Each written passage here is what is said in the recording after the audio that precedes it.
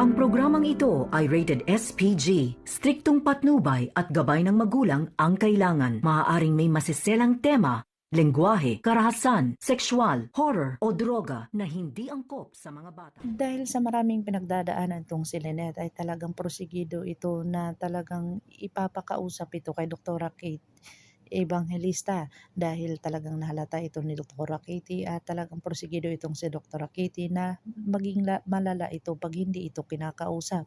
Dito na nga sinuggest niya kay Dr. Carlos Benitez sa kung saan umuo daw itong si Dr. Carlos pero nung kinausap niya itong si Doktora Kate Evangelista ay talagang wala daw ginagawang improvement itong si Dr. Carlos Benitez.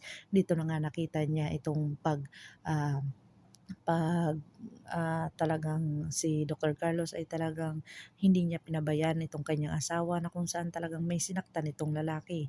Dito na nga na-trauma itong si Lynette sa lahat ng mga pangyayari at talagang kumbisido itong si Dr. Carlos na iipasa ilalim ito sa therapy dahil sa sinabi ni Dr. Katie sa kanya. Hindi nga ito pumayag si Lynette pero sa kalaunan ay pumayag na ito dahil talagang matindi ang kanyang pinagdadaanan na halata na ng kanyang mga kasama na nagbago na itong kanyang pag-uugali. Dito na siya nananakit ng mga tao at talagang prosigido ito na talagang gusto niyang gumaling dahil nagtataka na siya sa kanyang sarili dahil marami na siyang nasasaktan. Dito na nga si Annalyn ay nakita niya ang isang babae na kung saan tinanong siya dito kung siya ba si Dr.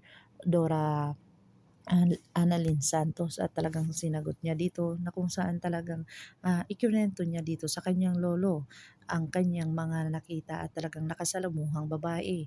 Dito na nga nasalubong ni Giselle ang isang babae na kung saan talagang kumurot ito sa kanyang puso't isipan. Dito na nga kaya makilala ni Giselle ang kanyang tunay na anak kung saan ito pala ang dahilan kung bakit si Don Pepe pumunta sa US para ipahanap kay Chinito ang anak ni Giselle kung saan matagal niya na itong hinahanap.